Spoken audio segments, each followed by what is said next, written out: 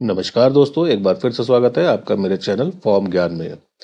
दोस्तों अभी मैंने कुछ दिन पहले मैंने यूपीपीएससी एलटी ग्रेड मेंस के फॉर्म का वीडियो बनाया था, जिसका मैंने पार्ट 1 बताया था और उसमें आपको फीस पेमेंट और कन्वेंशनल फॉर्म भर के दिखाया था। उसका अगला पार्ट जो डॉक्यूमेंट अपलोड का था वो मैं उस समय नहीं बता पाया था, तो मैंने आपसे बताया था कि उसका अगला पार्ट मैं बहुत जल्दी आप लोग के सामने लेकर आऊँगा। तो वही वीडियो मैं आज आप लोग के सामने लेकर आ रहा हूँ और आज का वीडियो हमारा उसी पे आधारित है, यानी अपलोड डॉक्यूमेंट के ऊपर हमारा वीडियो आधारित है।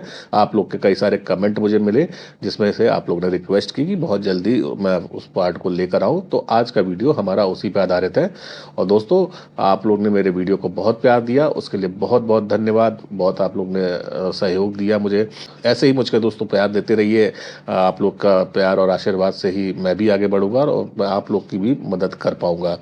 तो चलिए दोस्तों आज का वीडियो हम लोग शुरू करते हैं, लेकिन शुरू करने से पहले दोस्तों वही एक निवेदन है छोटा सा आप लोगों से कि अगर अभी तक आपने मेरे चैनल को सब्सक्राइब नहीं किया है तो चैनल को सब्सक्राइब कर लीजिए, या फिर आज आप मेरे चैनल पर पहली बार आए हैं तो चैनल को सब्सक्राइब कर लीजिए, जिससे कि मेरे हर नए वीडियो का नोटिफिकेशन आप तक आसानी से पहुंच सके।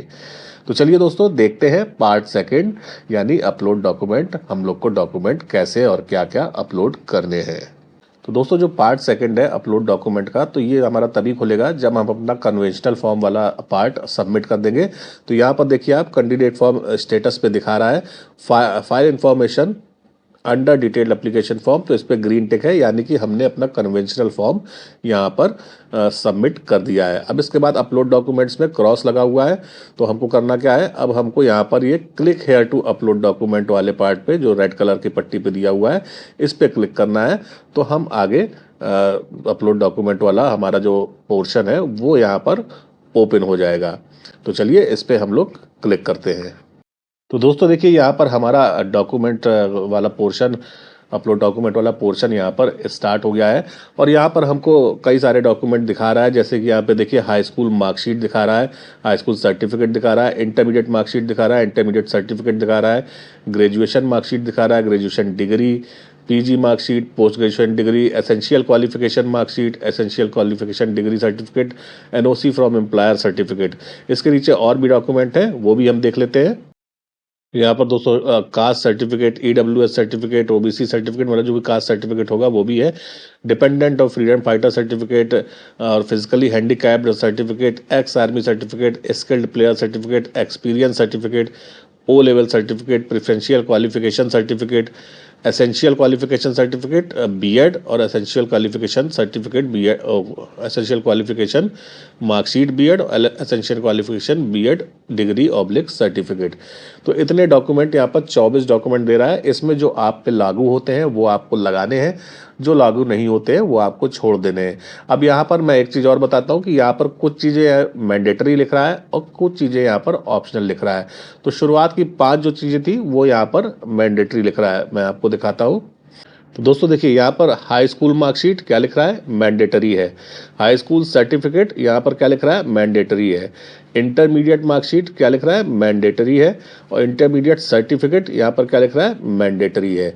मतलब आप, और इसके बाद ग्रेजुएशन मार्कशीट मैंडेटरी है। तो ये शुरुआत की 5 जो चीज़ें हैं ये यहाँ पर मैंडेटरी लिख रहा है। और इसके बाद आपका ग्रेजुएशन डिग्री ऑप्शनल लिख रहा है, पोस्ट ग्रेजुएशन मार्कशीट ऑप्शनल लिख रहा है, सब ऑप्शनल लिख रहा है। इसके बाद लास्ट में एक डॉक्यूमेंट है बीएड मार्कशीट का, वो भी मैंडेटरी वहाँ पर लिखा हुआ है। उसके अलावा बाकी सारे जो ऑप्शन वो है सर्टिफिकेट वो सारे ऑप्शनल दे रहा है। तो दोस्तों इसका मतलब ये नहीं है कि ऑप्शनल है तो हम नहीं लगाएंगे। तो आपके ऊपर जो भी लागू होते हैं आपको वो लगाने हैं, क्योंकि यहाँ पर कास्ट सर्टिफिकेट वगैरह में भी ऑप्शनल ही लिख रहा है, ईडब्ल्यूएस सर्टिफिकेट में भी ऑप्शनल ही लिख रहा है। तो ऐसा इसका मतलब ये नहीं है कि आपको यहाँ पर सर्टिफिकेट नहीं लगाना है। अगर आप आरक्षण संबंधी दावा कर रहे हैं तो आपको वहाँ सर्टिफिकेट देना है। वो ऑप्शनल इसलिए लिख रहा है क्योंकि ये जो मेंस का फॉर्म है ये सारी कैटेगरी के लिए है। तो अगर आप कोई अनारक्षित कैंडिडेट होगा वो भी ये फॉर्म भर रहा है तो उसके लिए वो ऑप्शनली हुआ ना कास्ट सर्टिफिकेट। तो इसीलिए वो उन्होंने जो प्रारूप बनाया है वो ऐसा बनाया है कि जो मैंडेटरी चीज़ें हैं वो आपको लगानी है, उसके बिना आपका फॉर्म आगे नहीं बढ़ेगा। बाकी जो आपके आरक्षण संबंधी दावे किए गए हैं वो भी आपको आपके लिए मैंडेटरी है जिन्होंने आरक्षण संबंधी दावा किया है। बाकी यहाँ पर ऑप्शनल लिखा है तो उसको लिखे होने से कोई मतलब नहीं है, आपको वो अपना सर्टिफिकेट यहाँ पर लगाना ही है। आप नहीं लगाएंगे तो आपका फॉर्म यहाँ पर रिजेक्ट हो सकता है। तो जो इसके लिए मैं आपको इसका नोटिफिकेशन भी दिखाता हूँ, जो उन्होंने यहाँ पर नोटिफिकेशन दिया हुआ वो मैं सब आपको मैं बाद में दिखाऊंगा। पहले हम इसको डॉक्यूमेंटेशन को देख लेते हैं कि क्या क्या और कैसे करना है। अब देखिए दोस्तों, यहाँ पर एसेंशियल 23 नंबर वाले कॉलम में essential qualification B Ed oblique B Ed diploma marksheet, तो यहाँ पर देखिए रेड कलर से मैंडेटरी लिखा हुआ है, तो मतलब ये भी आपका मैंडेटरी है, इसे लगाना ही है। और इसका जो डिग्री सर्टिफिकेट है वो ऑप्शनल लिखा है। तो दोस्तों यहाँ पर ऑप्शनल का मतलब ये नहीं है कि आपको डिग्री नहीं लगाना है। अगर आपके पास डिग्री है या आप उसको आसानी से निकला सकते हैं, और या अगर आपका डिग्री नहीं है तो आप कोशिश करिए कि आप प्रोविज़नल निकला लीजिए, क्योंकि प्रोविज़नल आपका आसानी से निकल आता है। और अगर वो नहीं निकल पा रहा है किसी कारणवश, मतलब आप ऐसा मत सोचिएगा कि आपको नहीं लगाना है, आपको डिग्री लगानी है। क्योंकि अभी मैं आपको बाद में वो नोटिस दिखाऊंगा जिसपे ये साफ साफ लिखा हुआ है कि आपको मेंस वाले फॉर्म के साथ अपना अंक पत्र और उपाधि पत्र सेल्फ अटेस्टेड अपलोड संलग्न करना अनिवार्य है। और इसके ना होने की दशा में आपका फॉर्म रिजेक्ट भी किया जा सकता है। ये मैं अभी आपको नोटिस आगे दिखाऊंगा। तो यहाँ पर इसका मतलब ये नहीं है कि ऑप्शनल दे दिया है तो आपको नहीं लगाना है, आपको उसको पूरी अपनी कोशिश करनी है कि आप उसको निकला लीजिए और लगा दीजिए। इन केस आपकी कोशिशों के बावजूद भी नहीं निकल पाता है तो अब आपके पास एक ऑप्शन बचता है कि ऑप्शनल है तो हम चलिए अभी इसको छोड़ देते हैं, हम बाद में इसको दे देंगे। और अभी हम केवल मार्कशीट ही यहाँ पर अपलोड कर देते हैं। लेकिन दोस्तों पूरी कोशिश ज़रूर करिएगा कि आपका डिग्री निकल आए और आप डिग्री के साथ ही फॉर्म को आयोग को भेजें। इनकेस डिग्री नहीं निकल पाती है तो आप कोशिश करिए कि आपका प्रोविजनल सर्टिफिकेट निकल आए तो आप उसके साथ भेज दीजिए। इनकेस दोनों में भी अगर नहीं निकल पाता है तब आप मार्कशीट लगाकर आगे बढ़ा दीजिएगा। लेकिन उसके लिए आपको अपनी ऐसा नहीं करना है कि आप अपनी कोशिश छोड़ दें और आप तो पहले से ही मान लें कि अरे चलिए हम ये बाद में दे देंगे और अभी हम केवल मार्कशीट लगा देते हैं। कोशिश ज़रूर करिएगा दोस्तों। तो चलिए अब हम आगे बढ़ते हैं। अब हम यहाँ दोस्तों प्रोसीड फॉर अपलोडिंग डॉक्यूमेंट पे क्लिक करेंगे तो हम नेक्स्ट चरण में पहुँचेंगे। अब दोस्तों देखिए हम आगे पहुंच गए हैं। तो यहाँ पर एक नोट लिखा हुआ है, निम्नलिखित दस्तावेजों की सूची में जिन दस्तावेजों को अनिवार्य के रूप में चिन्हित किया गया है उन्हें अनिवार्य रूप से अपलोड करना आवश्यक है, तभी आपकी दस्तावेज अपलोड करने की प्रक्रिया पूरी होगी। तो मतलब जो मैंडेटरी लिखा है, यही मैंने अभी आपको पहले बताया, जो मैंडेटरी लिखा हुआ है वो आपको अपलोड करने ही करने हैं। अगर नहीं करेंगे तो आपका ये फॉर्म आगे जाएगा ही नहीं। तो इसको आपको मैंडेटरी करना है। ये इस तरह से आप समझिए कि ये जो आपका सॉफ्टवेयर बना हुआ है, इस सॉफ्टवेयर में जो मैंडेटरी चीज़ें हैं अगर आप वो पूरी नहीं करेंगे तो आपका फॉर्म आगे नहीं बढ़ेगा। और ऑप्शनल चीज़ें जो आपकी हैं, जैसे कि कास्ट सर्टिफिकेट है, आपने आरक्षण संबंधी दावा किया है, तो आप अगर उसे छोड़ देंगे तो आपका फॉर्म तो आगे बढ़ जाएगा, लेकिन वो आपका फॉर्म गलत हो जाएगा। अगर आपने आरक्षण संबंधी दावा किया है और कास्ट सर्टिफिकेट अपलोड नहीं किया है तो वो आपका फॉर्म गलत हो जाएगा। तो आपको ऑप्शनल में उसको भी अपलोड करना ही करना है। वैसे बहुत ही रेयर बात है, मतलब बहुत ही छोटी सी बात है, इतना तो आप लोग को भी ज्ञान होगा, मुझे समझाने की ज़रूरत नहीं है। अब यहाँ पर हम देख लेते हैं। यहाँ पर डॉक्यूमेंट कितने कॉलम बने हैं, document name, number, issuing date, और यहाँ पर क्या है, एक डिटेल डिस्क्रिप्शन यूआरएल है, और इसके बाद आपका वो अपलोड फाइल है, मतलब फाइल चूज फाइल है, और फिर आपको उसको अपलोड करना है। इतने ऑप्शन है। तो यहाँ पर सब नेम पे सब लिखा हुआ है। जब तक आप इस पे चेक बॉक्स को टिक नहीं करेंगे आप यहाँ पर कुछ लिख नहीं सकते। अब यहाँ पर जो सर्टिफिकेट नंबर लिखा है इस पे ऊपर देखिए, पढ़ लीजिए, नंबर ऑप्शनल लिखा हुआ है, इन case of not available please type NA। तो अगर आपके सर्टिफिकेट में कोई सीरियल नंबर या सर्टिफिकेट नंबर नहीं पड़ा हुआ है तो आप यहाँ पर NA लिख सकते हैं। जैसे कि कुछ लोग का मुझको कमेंट मिला कि उनके पास डिजी लॉकर की डिग्री है, तो डिजी लॉकर की डिग्री में दोस्तों सीरियल नंबर नहीं होता है। तो अगर आपकी डिग्री नहीं निकल पा रही है, आपकी प्रोविजनल डिग्री नहीं निकल पा रही है, और आप डिजी लॉकर से डिग्री निकाल सकते हैं, आपकी डिजी लॉकर में डिग्री फैच हो रही है, तो अगर आपका मेन डिग्री या प्रोविजनल सर्टिफिकेट नहीं निकल पा रहा है तो आप उस डिजी लॉकर की डिग्री को यहाँ अपलोड कर दीजिए और इस सर्टिफिकेट नंबर पे यहाँ एनए लिख दीजिए, क्योंकि इन्होंने लिखा है number optional in case of not available please type NA. तो ये जिन जिन जिन भाइयों ने कमेंट किया था कि क्या हम डिजी लॉकर की डिग्री लगा सकते हैं, तो पहले वो भाई लोग प्रयास कर लें कि अगर उनका प्रोविजनल या डिग्री निकल आता है लास्ट डेट के पहले पहले तक, तो वो मेन अपना लगाएं। अगर नहीं निकल रहा है तो वो डिजी लॉकर की यहाँ पर लगा सकते हैं। फिर उसके आगे हमको यहाँ पर उसका ऑथोरिटी नेम लिखना है कि वो डॉक्यूमेंट आप में किस अथॉरिटी ने साइन किया है। जैसे कि आप अपना मार्कशीट देखेंगे तो उसमें कंट्रोलर ऑफ एग्जामिनेशन या रजिस्ट्रार या वाइस चांसलर किसी एक का साइन होगा, तो वही आपको लिख देना है यहाँ पर, कंट्रोलर ऑफ एग्जामिनेशन या वाइस चांसलर। और फिर उसमें एक इशू डेट भी दी होगी, वो इशू डेट डाल देनी है।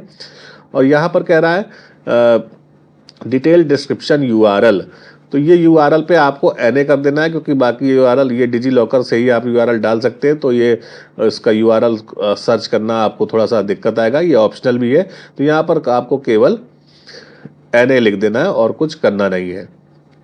तो चलिए दोस्तों, अब हम एक आपको भर के दिखा देते हैं। जैसे हाई स्कूल का सर्टिफिकेट, यहाँ पर आपको उसका सर्टिफिकेट नंबर डाल देना है।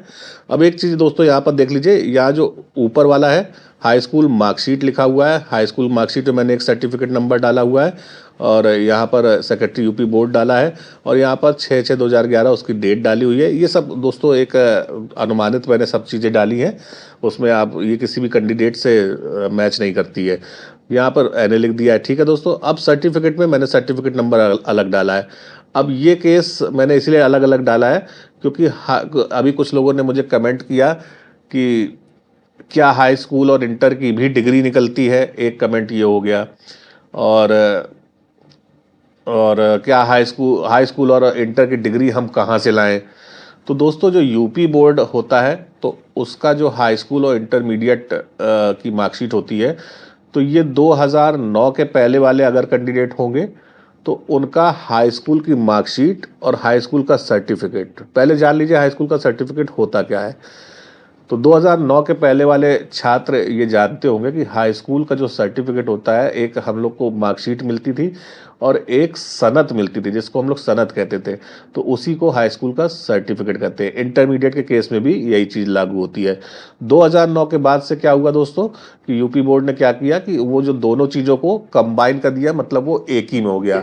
अब आपकी 2009 के बाद वाली सर्टिफिकेट में मार्कशीट में लिखा रहता है मार्कशीट कम सर्टिफिकेट, सर्टिफिकेट कम मार्कशीट, तो वो मतलब आपका एक ही में हो गया।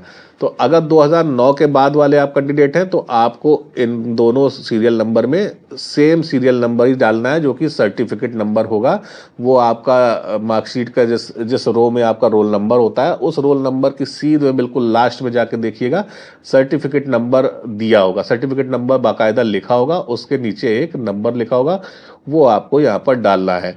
और 2009 के पहले वाले जो कैंडिडेट हैं तो वो ऊपर जो मार्कशीट वाला कॉलम है उसमें वो मार्कशीट का सीरियल नंबर डालेंगे। वो एक सीरियल नंबर ऊपर दिया रहता है बड़े बड़े अक्षरों से, वो नहीं डालना है आपको दोस्तों। उसमें एक मार्कशीट क्रमांक नंबर लिखा होगा, वो मार्कशीट के लेफ्ट साइड में दिया होगा, इसी नाम से लिखा होगा मार्कशीट सीरियल नंबर या मार्कशीट क्रमांक नंबर, तो वो डाल दीजिएगा। अगर आप ऊपर वाला भी डाल देंगे तो कोई दिक्कत नहीं है, कोई गलत नहीं होगा, आप ऊपर वाला भी डाल सकते हैं जो बड़े अक्षरों से लिखा रहता है। तो ये 2009 से पहले वाले कैंडिडेटों के केस में है। और नीचे उनकी जो सनद में नीचे एक प्रमाण पत्र क्रमांक लिखा होगा, वो यहाँ पर डालना है। और इशू डेट दोस्तों देखिए आपको दोनों में सेम ही डालनी है, मतलब चाहे आप 2009 के बाद वाले कैंडिडेट हैं या 2009 के पहले वाले। आप 2009 के बाद वाले कैंडिडेट की तो एक ही इशू डेट होगी और 2009 के पहले वाले कैंडिडेट को मार्कशीट में भी इशू डेट अपने सर्टिफिकेट की डालनी है, क्योंकि मार्कशीट में उनकी इशू डेट पेन से लिखी होगी और वो प्रिंसिपल ने डाली होगी। ठीक है ना दोस्तों, तो वो आपको नहीं डालनी है, आपको अपना सर्टिफिकेट वाली यहाँ पर डालनी है। इनकेस अगर आप पेन वाली भी डाल देते हैं तो भी गलत नहीं होगी। तो इस चीज़ के लिए आप लोग प्लीज़ कमेंट मत करिएगा कि मैंने ये डाल दिया है। कुछ लोग ये बता रहे हैं कि आप पेन वाली डालिए, वो भी डाल देंगे तो कोई दिक्कत की बात नहीं है, तो उसमें परेशान होने की कोई बात नहीं है। चलिए अब हम लोग आगे देखते हैं। अब दोस्तों यहाँ पर हमको क्या करना है, फाइल को अपना चूज़ कर लेना है, अपनी एक फाइल को स्कैन कर लेना है और वो जो स्कैन फाइल होगी वो आपकी PDF फॉर्मेट में होगी और उसका जो साइज़ होगा वो दोस्तों 2 MB से कम होना चाहिए। 2 MB बहुत बड़ा साइज़ होता है दोस्तों, तो वो आराम से आप PDF में बना लेंगे। यहाँ पर उस फाइल को आपको चूज़ कर लेना है और फिर उसके बाद यहाँ पर अपलोड पे क्लिक अपलोड वाले सेक्शन को आप क्लिक करेंगे तो वो आपको फाइल वहाँ से अपलोड कर देगा, आपके मतलब सिस्टम से या मोबाइल से, आप जिससे भी भर रहे हैं। तो यहाँ से आपका चूज़ फाइल से जब आप क्लिक करेंगे तो आपको वहाँ से फाइल सिलेक्ट हो जाएगी आपके मोबाइल या लैपटॉप से। फिर जब आप फाइल चूज़ कर लेंगे तब आपको यहाँ पर अपलोड पे क्लिक करना है। चलिए मैं दिखाता हूँ तो आपको दिख जाएगा। ये देखिए दोस्तों, यहाँ हमने किया, अब अपलोड पे क्लिक कर दिया तो यहाँ नीचे लिख कर आ गया डॉक्यूमेंट अपलोडेड सक्सेसफुली।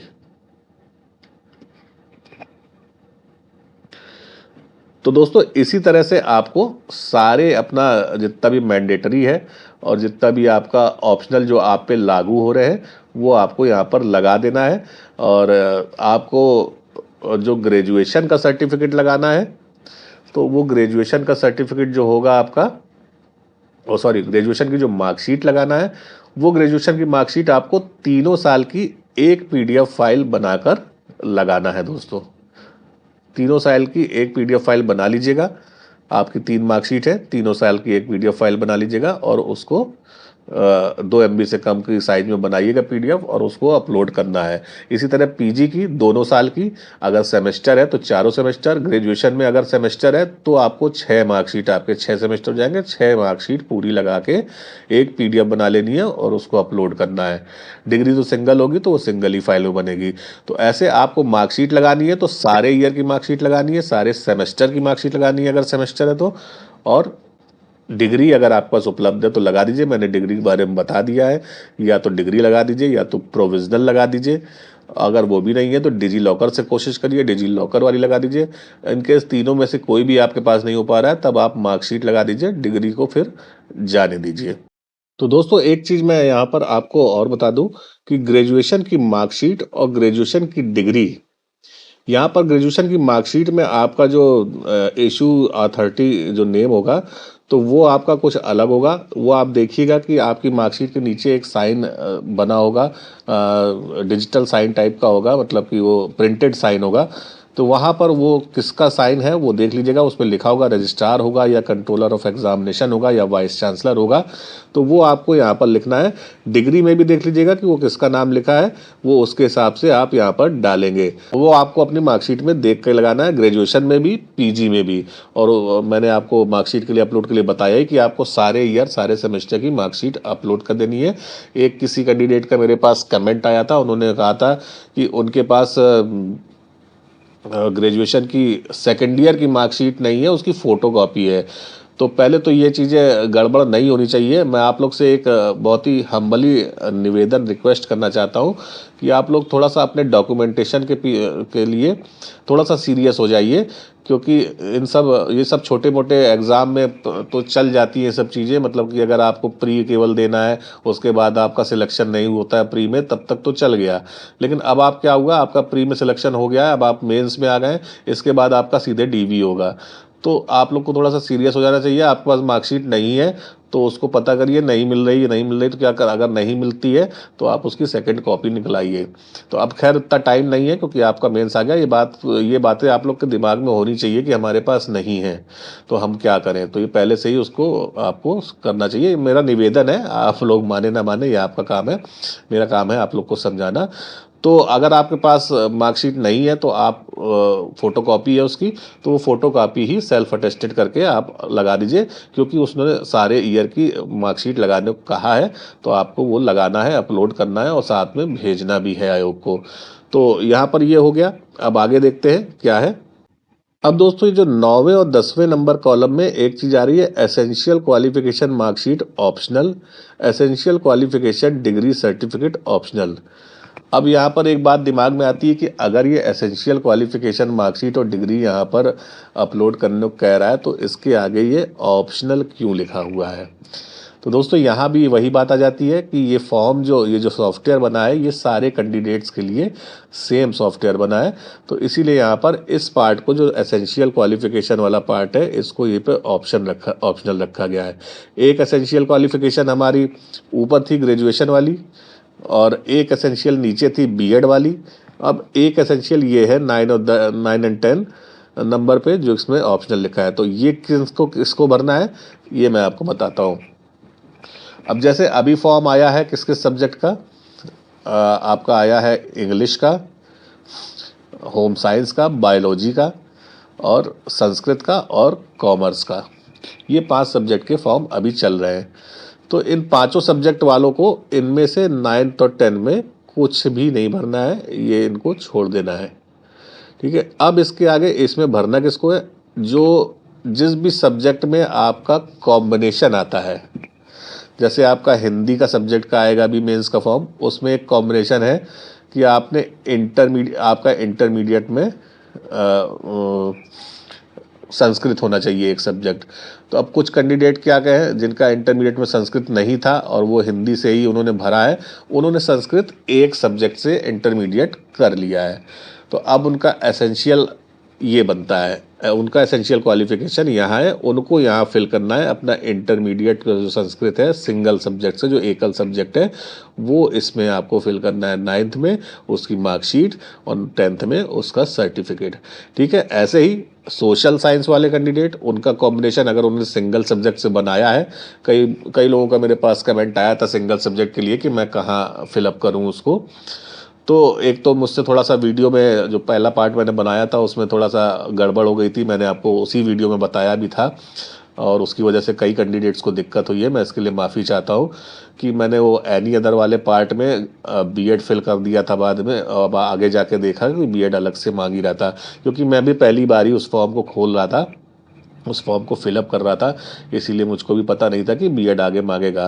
तो इसके लिए मैं बहुत बहुत क्षमा प्रार्थी हूँ आप लोगों से कि मेरी वजह से आप लोग का थोड़ा सा वो पार्ट वहाँ पर फंस गया है और वो चेंज भी नहीं हो पा रहा है।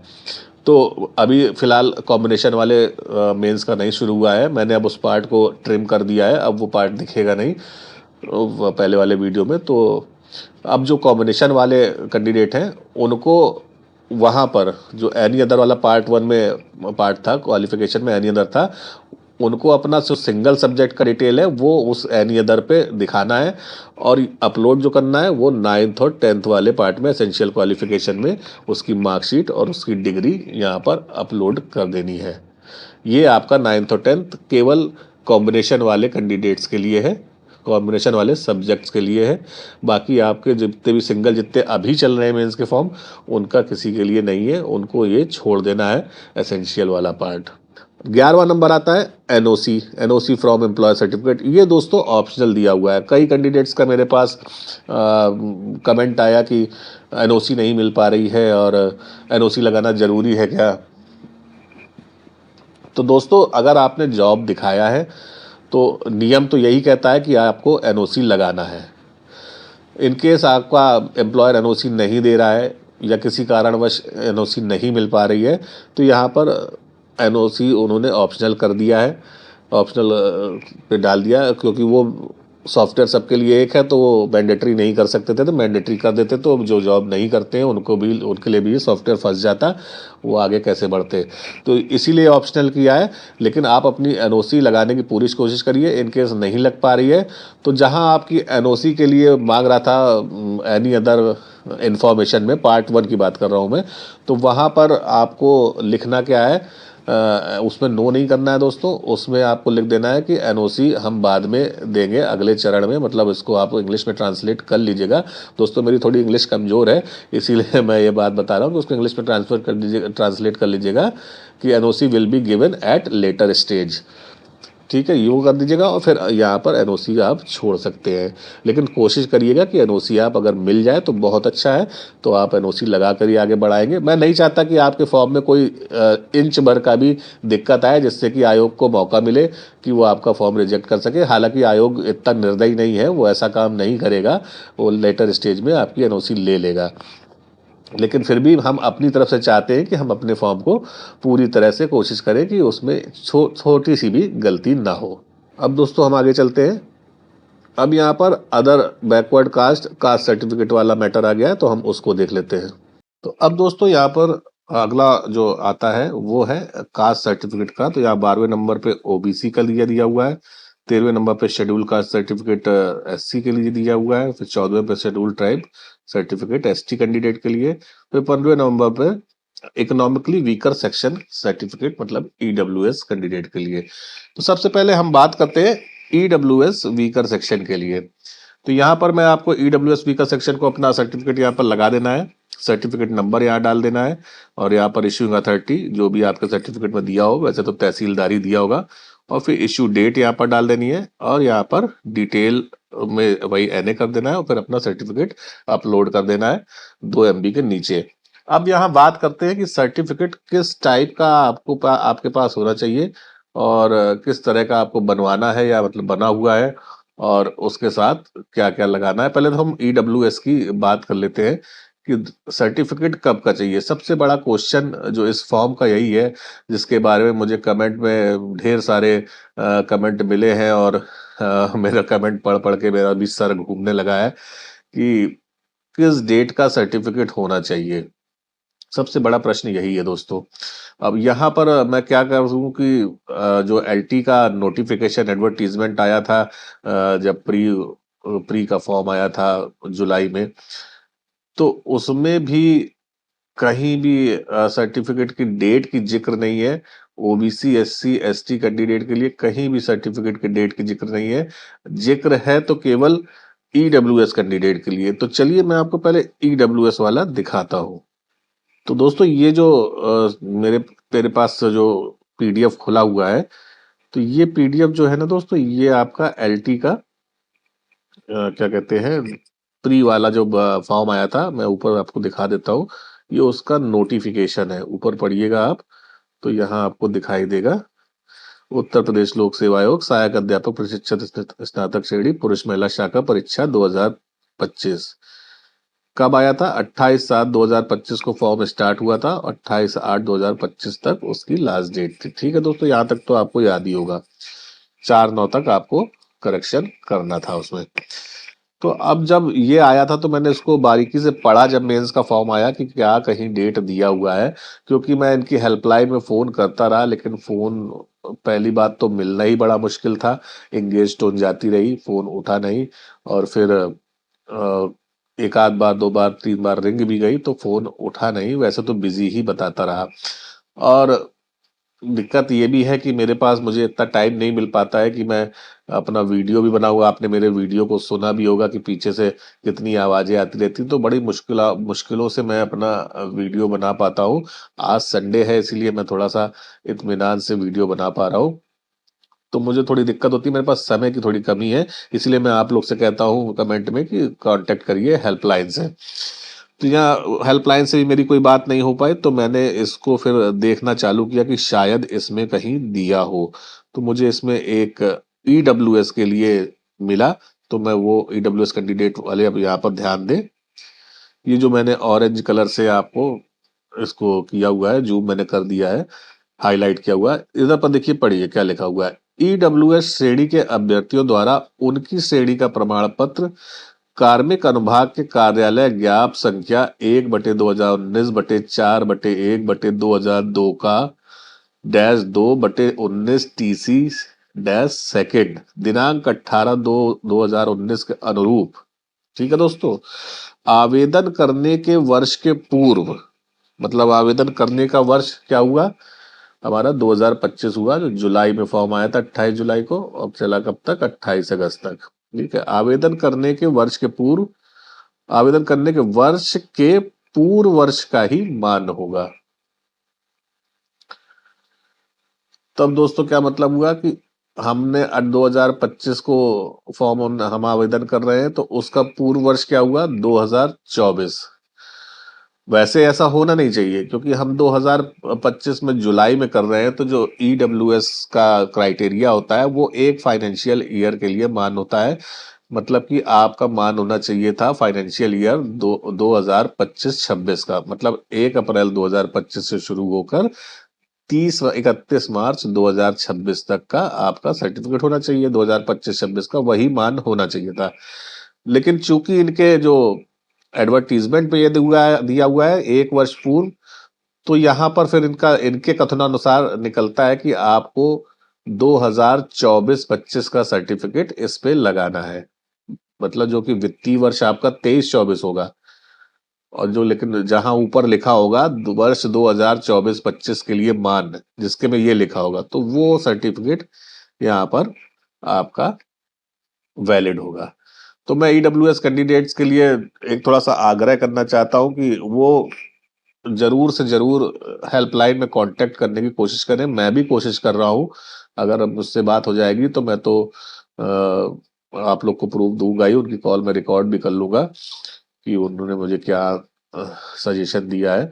तो अभी तक इनकी जो एडवर्टीजमेंट है उससे यही निकल रहा है कि 2024-25 का आपको यहाँ पर लगाना है। ठीक है, तो ये बात हुई दोस्तों ईडब्ल्यूएस कैंडिडेट की।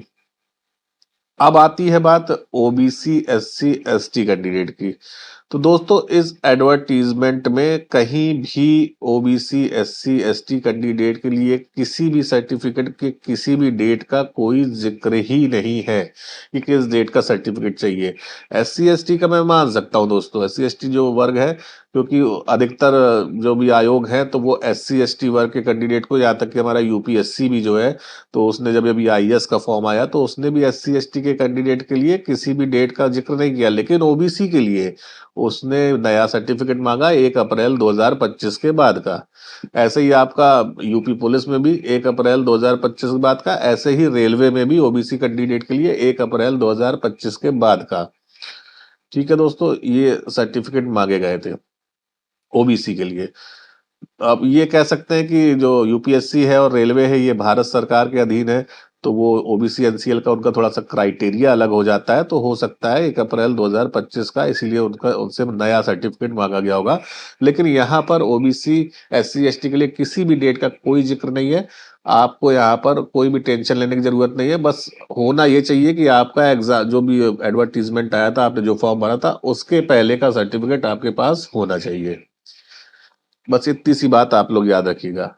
अब एक चीज मैं आपको और बताता हूं, यहाँ पर जो आपका डॉक्यूमेंट सेक्शन है ये वाला, तो इस डॉक्यूमेंट सेक्शन में कहीं भी इनकम सर्टिफिकेट, डोमिसाइल सर्टिफिकेट, इसका जिक्र ही नहीं है कि आपको लगाना है। मतलब कहीं भी ऑप्शन ही नहीं दिया है कि आपको डोमिसाइल अपलोड करना हो या आपको इनकम अपलोड करना हो। तो इनकम का तो आप भूल जाइए, डोमिसाइल के लिए मैं बताता हूं आपको।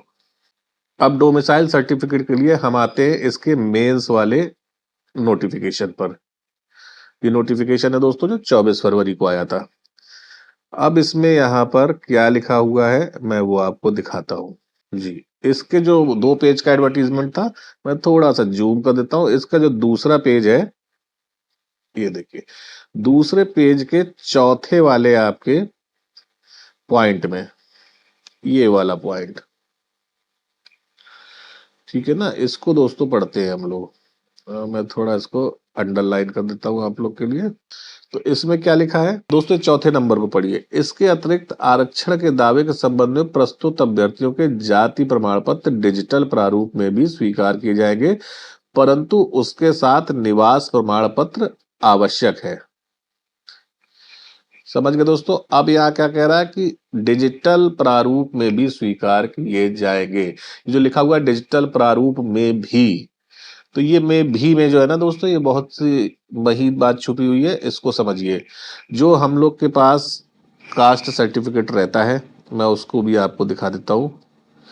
ये रहा उत्तर प्रदेश शासन का, मैंने बाकी चीजें छुपाई हुई है।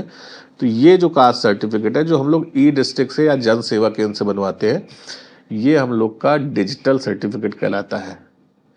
ठीक है, तो अगर आप इसको अपलोड कर रहे हैं तो इसके साथ आपको निवास प्रमाण पत्र अपलोड करना है, चाहे वो ओबीसी कैंडिडेट हो, चाहे वो एससी कैंडिडेट हो, चाहे वो एसटी कैंडिडेट हो। ईडब्ल्यूएस का तो अभी उत्तर प्रदेश में डिजिटल बनता ही नहीं है, वो मैनुअली ही बनता है। तो ठीक है, तो ये आपके तीनों कैंडिडेट को अगर आप डिजिटल लगा रहे हैं तो आपको साथ में निवास भी लगाना है। मतलब जब आप अपना डॉक्यूमेंट अपलोड करेंगे, मैं आपको फिर वहाँ दिखाता हूँ। जब इस सेक्शन में आप अपना अपलोड करेंगे, मतलब फिल करेंगे, तो यहाँ पर आपको अब सर्टिफिकेट नंबर अपने जाति प्रमाण पत्र का ही भरना है अगर आप डिजिटल लगा रहे हैं। लेकिन जब आप फाइल को अपलोड करेंगे तो उसमें आपको एक पीडीएफ फाइल में ही अपना जाति और अपना निवास दोनों ही एक पीडीएफ फाइल में मर्ज करके उसकी पीडीएफ फाइल की जो साइज होगी वो 2 MB से कम रखकर और उसको अपलोड कर देना है। अब ये जो बात आई डिजिटल प्रारूप में भी, अब इस भी को समझिए कि डिजिटल प्रारूप के अलावा भी क्या कोई प्रारूप है जो हमको लगाना है। जी हाँ, तो अलग भी एक प्रारूप है। तो वो प्रारूप वो भी मैं आपको दिखाता हूँ, वो मेरे पास पड़ा होगा। ये देखिए दोस्तों, ये प्रारूप आपका यूपी लोक सेवा आयोग, उत्तर प्रदेश लोक सेवा आयोग का ही प्रारूप है। तो ये आपका उत्तर प्रदेश के अन्य पिछड़े वर्ग के लिए जाति प्रमाण पत्र का प्रारूप है। और नीचे आएंगे तो ये उत्तर प्रदेश के अनुसूचित जाति तथा अनुसूचित जनजाति के लिए जाति का प्रमाण पत्र का प्रारूप है। और नीचे आएंगे तो ये विकलांग कैंडिडेट का है।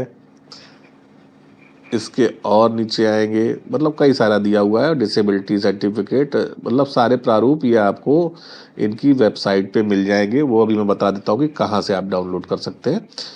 तो इनका कहने का मतलब क्या है कि आप इसको डाउनलोड करिए, इसको प्रिंट निकलाइए, इसका प्रिंट निकाल लीजिए और इसमें जो ये खाली स्थान है यहाँ पर अपनी डिटेल भरिए और फिर तहसील में जाकर यहाँ पर इसमें तहसीलदार का या फिर वहाँ पर जो भी अधिकारी होगा, प्राधिकारी होगा, जिलाधिकारी हो, तहसीलदार हो, अलग कोई हो, रेवेन्यू ऑफिसर हो, आरओ हो, तो उसका यहाँ पर हस्ताक्षर होगा, नाम होगा, पदनाम होगा और उसकी मोहर लगेगी। तो ये वाला अगर आप सर्टिफिकेट ऑफलाइन बनवाकर अपलोड करते हैं तो आपको निवास प्रमाण पत्र नहीं लगाना है। ये बात आप बस समझिए। यहाँ तक क्लियर हो गया दोस्तों। यही आपको SC OBC के लिए भी करना है, यही आपको SC और ST के लिए भी करना है। अगर आप ऑफलाइन वाला निकला के बनाते हैं तो आपको निवास प्रमाण पत्र नहीं लगाना है, और अगर आप डिजिटल लगाते हैं तो आपको निवास प्रमाण पत्र भी अपलोड करना है। EWS कैंडिडेट का ऑलरेडी ही क्या कहते हैं ऑफलाइन बनता है। EWS कैंडिडेट के लिए मैं एक बात और बताता हूँ कि उनको अपने सर्टिफिकेट के साथ जब भी वो सर्टिफिकेट अपना अपलोड करेंगे तो इन्हीं की LT ग्रेड का जो आपका नोटिफिकेशन था इसमें एक प्रारूप दिया हुआ है EWS कैंडिडेट के लिए। मैं वो आपको दिखा देता हूँ।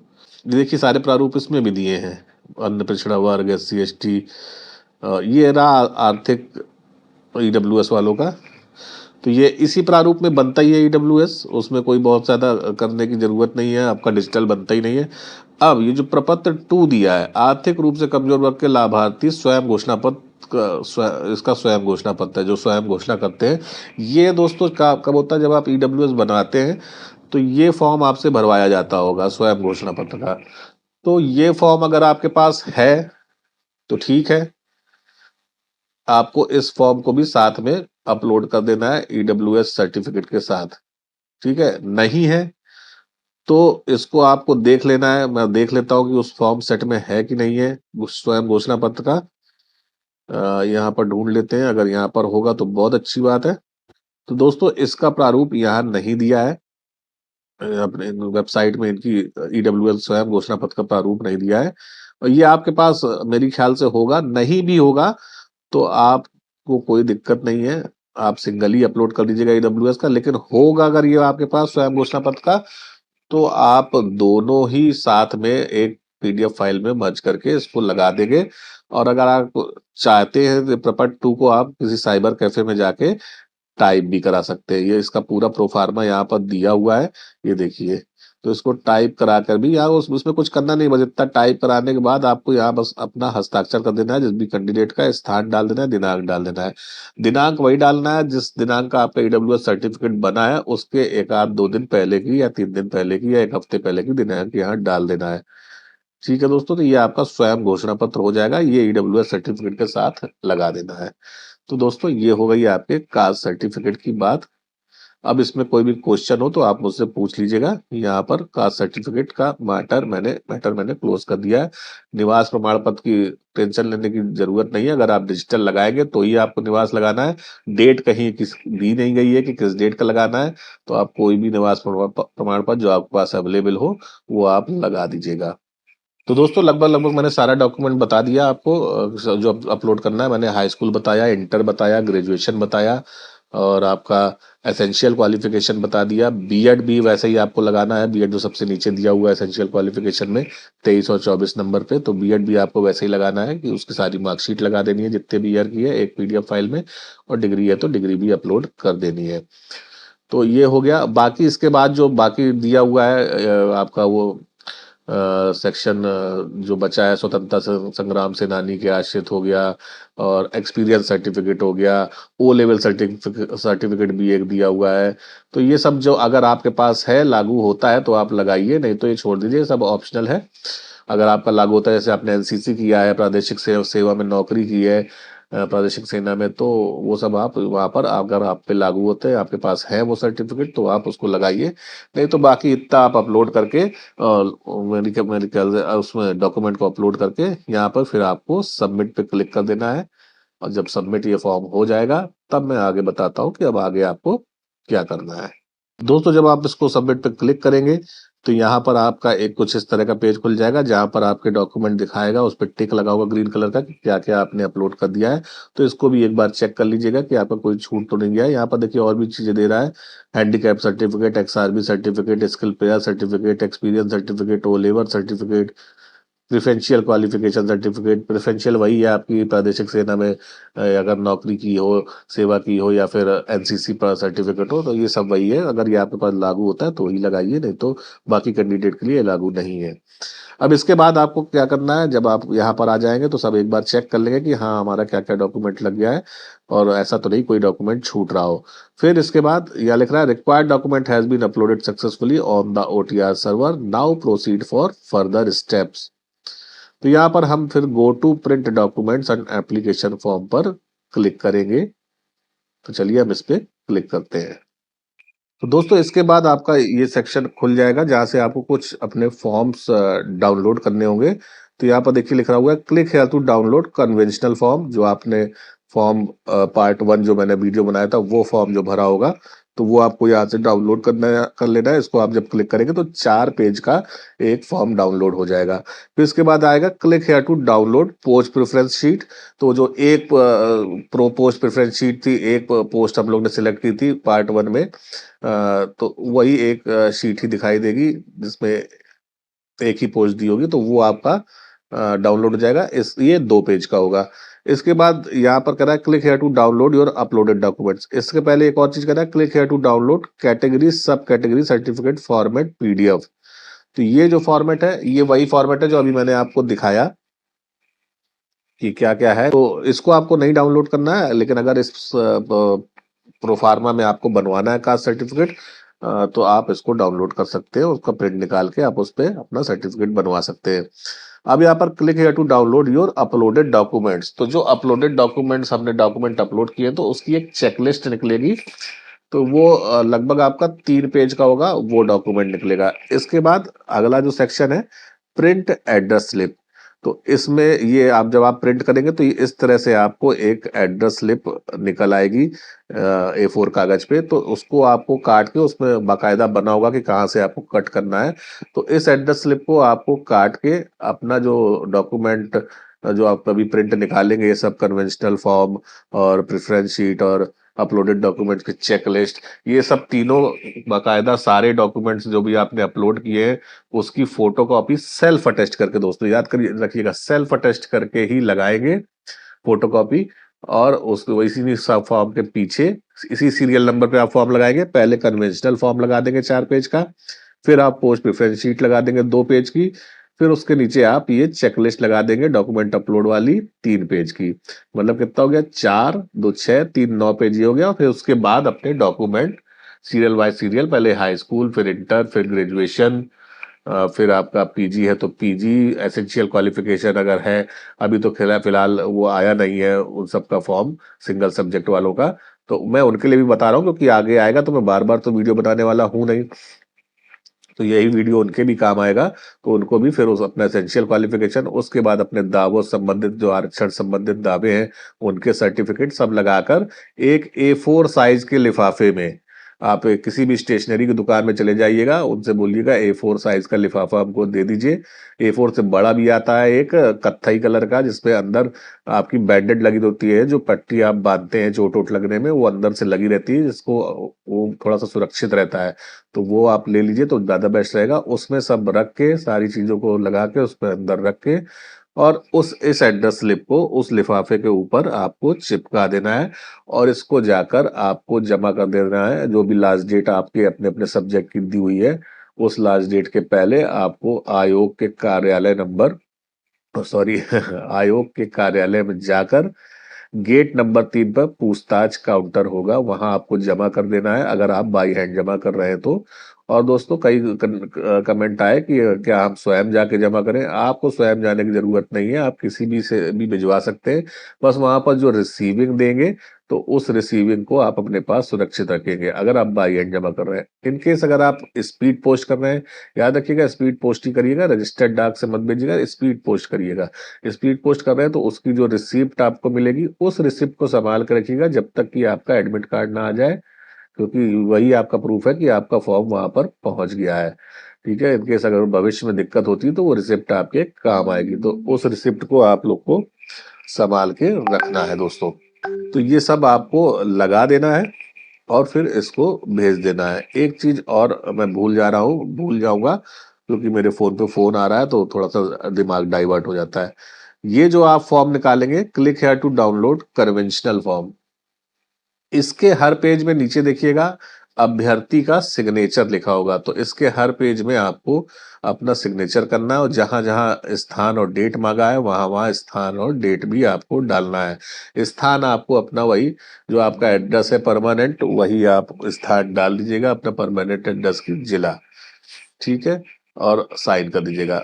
अब पोस्ट प्रेफरेंस शीट में भी अगर आपका साइन का हो तो आप साइन करिएगा, नहीं तो मत करिएगा। और जो आपकी चेकलिस्ट है, उसमें आप जरूर से, उसमें साइन करने के लिए कहीं दिया नहीं है, लेकिन आप उस पे अपना साइन स्वप्रमाणित लिख के साइन कर दीजिएगा, और फिर इसको आप डॉक्यूमेंट लगाकर भेज दीजिएगा। ठीक है दोस्तों, आपको प्रोफार्मा यहाँ से मिल जाएगा अपने कैटेगरी सर्टिफिकेट का। अगर आप ऑफलाइन बनवाना चाहते हैं तो आप यहाँ से डाउनलोड करके बनवा सकते हैं। अब बात आती है एक चीज की, कि जब मैंने बताया था कि जो आपका फॉर्मेट बना है डॉक्यूमेंट अपलोड वाला, वो सारे कैंडिडेट के लिए एक बना है, तो एक प्रश्न उठता है कि अगर सारे कैंडिडेट के लिए एक है तो डिग्री को ऑप्शनल क्यों रखा है आयोग ने। तो ये थोड़ा सा एक क्वेश्चन है कि ऑप्शनल रखा है तो क्या हम डिग्री ना लगाएं। लेकिन अब इनका जो नोटिफिकेशन है, मैं उसको दिखाता हूँ, जो एलटी वाला नोटिफिकेशन पहले आया था। ये देखिए दोस्तों, ये वही एलटी वाला जो पहले एडवर्टीजमेंट आया था, जब प्री का एग्जाम था, प्री का फॉर्म आया था, उसके पहले जो एडवर्टीजमेंट था, उसमें 11वें नंबर पॉइंट पे सेकंड नंबर पॉइंट दिया हुआ है। मैं इसको थोड़ा सा आपके लिए अंडरलाइन कर देता हूँ। मुख्य परीक्षा के आवेदन पत्र के साथ अभ्यर्थी को शैक्षिक योग्यताओं के संबंध में किए गए दावे की पुष्टि में अंक पत्र, प्रमाण पत्र एवं उपाधि की स्वतः प्रमाणित प्रति संलग्न करना होगा। ठीक है दोस्तों, तो यहाँ पर साफ साफ कह रहा है कि आपको अंक पत्र, उपाधि की स्वतः प्रमाणित, मतलब आपको सेल्फ अटेस्ट अपना डॉक्यूमेंट संलग्न करना होगा। दावों की पुष्टि में प्रमाण पत्र अभिलेख संलग्न न करने पर, प्रमाण पत्र, अंक पत्र स्वतः प्रमाणित न होने पर आवेदन पत्र अस्वीकृत कर दिया जाएगा। तो मतलब आपको डिग्री चाहिए ही चाहिए, ये उसने लिखा हुआ है। तो अब इस हिसाब से अगर उन्होंने उस पर लिखा है एडवर्टीजमेंट में, तो आपको कोशिश करनी है कि आप अपनी डिग्री निकला लीजिए। अगर आपकी कोशिश करने के बावजूद नहीं निकल पाती है तो वो एक अलग बात हो जाती है, तब आप अपनी मार्कशीट ही लगा दीजिएगा। लेकिन मेरा मन बिल्कुल इस बात को गवारा नहीं कर रहा है, मतलब मैं नहीं चाह रहा हूं कि मैं अपने मुंह से ये बात कहूं कि आप मार्कशीट से ही केवल लगाकर फॉर्म को आगे बढ़ा दीजिए। मैं तो आपको सजेशन दूंगा कि आप मार्कशीट, अंक पत्र और प्रमाण पत्र दोनों ही लगाइए, जिससे कि आपके फॉर्म में कोई दिक्कत ना आए आगे। तो चलिए दोस्तों, ये बात यहाँ हो गई। सारा चीज मैंने आपको बता दिया है। वीडियो बहुत लंबा हो जाएगा, आप लोग देखेंगे नहीं, वैसे भी आपको स्किप कर करके देखना है, तो मुझको ज्यादा लंबा वीडियो करना नहीं है, वैसे भी लंबा हो गया है। एक बस कुछ कैंडिडेट का आया था कमेंट, मैं बस वो बात बताना चाहता हूँ। कॉमर्स के कैंडिडेट भाई आप लोग बहुत परेशान हैं, आपके जो मार्कशीट है उसके अनुसार आपके इतने सारे सब्जेक्ट हैं कि आप नहीं डाल पा रहे हैं। तो दोस्तों, सब्जेक्ट और पेपर में डिफरेंस होता है। वहां पर आपको जो कॉलम है जहां पर एजुकेशनल क्वालिफिकेशन भर भर रहे हैं, तो वहां पर आपको सब्जेक्ट भरने हैं, ना कि आपको पेपर भरने हैं। अगर आपके मान लीजिए वो सब्जेक्ट ही है, आपके अनुसार मार्कशीट में आपके सब्जेक्ट ही दिए हुए हैं, तो अगर वो 10 से ज्यादा है तो आप में उसको टेंशन लेने की जरूरत नहीं है। उस कॉलम में, सब्जेक्ट के कॉलम में केवल एक डालिए तो एक कॉलम खुल जाएगा। वहां पर केवल एक डालने के बाद आप सिंपल से कॉमर्स लिख दीजिए। कॉमर्स के अलावा बाकी भी और भी जो डिग्रियां हैं, उपाधियां हैं, और भी जो एजुकेशनल क्वालिफिकेशंस हैं जिसमें 10 सब्जेक्ट से ज्यादा है, क्योंकि 10 कॉलम से ज्यादा वो नहीं खोलेगा। तो वहां पर केवल एक लिखिए और अपना मेन सब्जेक्ट, जैसे कॉमर्स है तो अपना कॉमर्स डालिए और ग्रांड टोटल वहां पर दिखा दीजिए। ठीक है। इस सब चीज के लिए मैं एक अलग से ही मैं सोच रहा हूँ एक लाइव सेशन करूंगा, जिसमें आप लोग की परेशानियों का, जो भी आप लोग का क्वेश्चन होगा उसका समाधान करने की कोशिश करूंगा। लेकिन उसका मैं निश्चित टाइम नहीं बता सकता कि मैं कब कर पाऊंगा, क्योंकि मेरे पास समय की बेहद इंतहा कमी है। मैं थोड़ा सा आपको मतलब अश्योर नहीं कर सकता कि मैं वो कर ही पाऊंगा, और अगर करूंगा भी तो कब करूंगा मैं ये बता नहीं सकता।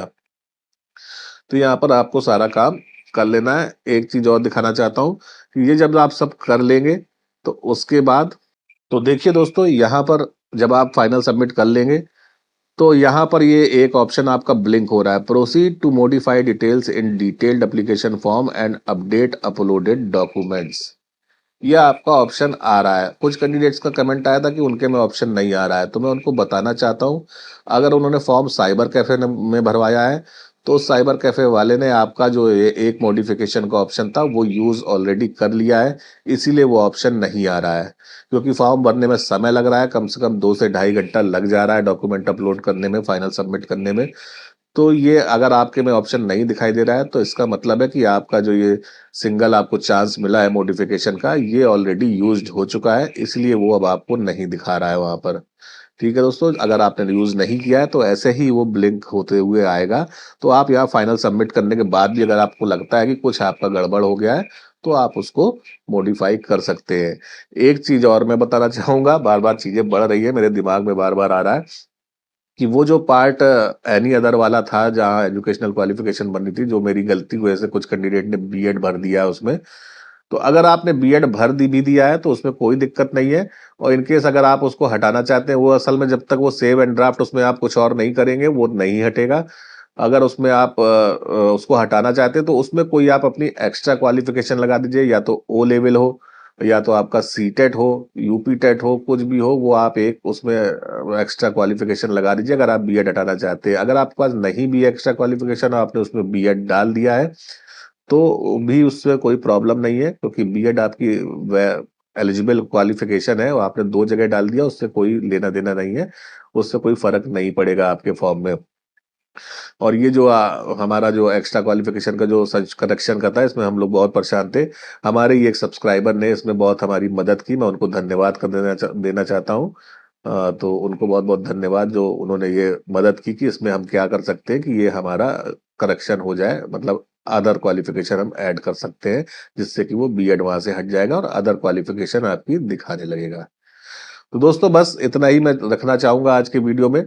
बाकी आप लोग की परेशानियों के लिए आप मुझे कमेंट करते रहिए, तो मैं सोचूंगा कि आगे क्या कर सकता हूँ, कैसे आप लोग की परेशानियां लाइव आके दूर कर सकता हूँ, या एक और वीडियो बना सकता हूँ। लेकिन वीडियो बनाने में बहुत समय लगता है दोस्तों, तो इसीलिए मुझे मुश्किल ही लगता है कि आगे वीडियो मैं इतना लंबा बना पाऊंगा।